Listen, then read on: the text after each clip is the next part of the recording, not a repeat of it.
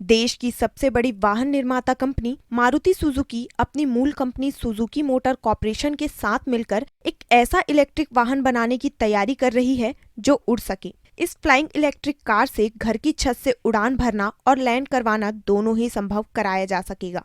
सूत्रों के मुताबिक एसएमसीएल में ग्लोबल ऑटोमोबाइल प्लानिंग विभाग के सहायक प्रबंधक केंटो ओगुरा ने बताया कि फ्लाइंग कार बनाने के लिए जापानी कंपनी स्टार्टअप स्काईड्राइव के साथ पार्टनरशिप किया गया है। इसे स्काईड्राइव के नाम से जाना जा सकता है। ये इलेक्ट्रिक एयरकॉप्टर यानी फ्लाइंग कार पारंपरिक हेलीकॉप्टर से छोटा लेकिन ड्रोन से बड़ा होगा। इसमें पायलट समेत 3 लोगों के बैठने की व्यवस्था होगी। शहरों में इसका उपयोग इलेक्ट्रिक फ्लाइंग टैक्सी सेवा के रूप में किया जा सकता है। ये कार घर की छत से उड़ान भर सकेगी और वहीं पर लैंड भी कर सकेगी। इसके लिए किसी तरीके के हेलीपैड की आवश्यकता नहीं होगी।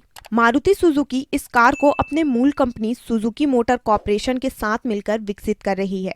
इस कार को बनाने में जापानी स्टार्टअप स्काईड्राइव का भी सहयोग लिया जा रहा है। भारत में होगा मैन्युफैक्चरिंग का काम। कंपनी आर्थिक कारणों से भारत में फ्लाइंग कार की मैन्युफैक्चरिंग करने पर भी विचार कर रही है। ओगुरा ने कहा, भारत में विनिर्माण की सलाह दी गई है, लेकिन अभी तक कोई समय सीमा तय नहीं है। इस पर एविएशन रेगुलेटर डीजीसीए के प्रतिनिधियों से बातचीत चल रही है।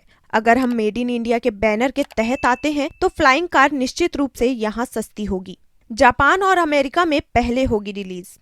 ओगुरा ने कहा, 12 यूनिट मोटर्स और रोटर्स के साथ इसे जापान में 2025 ओसागा एक्सपो में लॉन्च किए जाने की उम्मीद है। शुरुआत में अमेरिकी और जापानी बाजार में इस फ्लाइंग कार को खरीद सकेंगे। इसके बाद इसे भारत में मेड इन इंडिया लेबल के तहत बेचने की योजना है। भारत में कस्टमर्स और पार्टनर्स का पता लगाने के लिए मार्केट रिसर्च कर रहे हैं। इस एयरकॉप्टर में वजन पारंपरिक हेलीकॉप्टर से लगभग आधा होगा। इमारत की छतें अपने हल्के वजन के कारण टेक ऑफ और लैंडिंग के लिए उपयुक्त हैं। सूत्रों की माने तो इलेक्ट्रिफिकेशन की वजह से हवाई जहाज के हिस्सों की मात्रा में काफी कमी आई है। परिणाम स्वरूप मैन्युफैक्चरिंग और रखरखाव लागत कम हो गई है।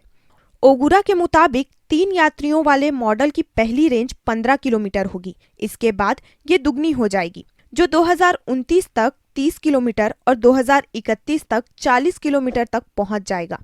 उन्होंने कहा, हमें एक ऐसे रेंज की आवश्यकता है जो निश्चित रूप से 15 किलोमीटर से अधिक हो, क्योंकि भारत एक बड़ा देश है।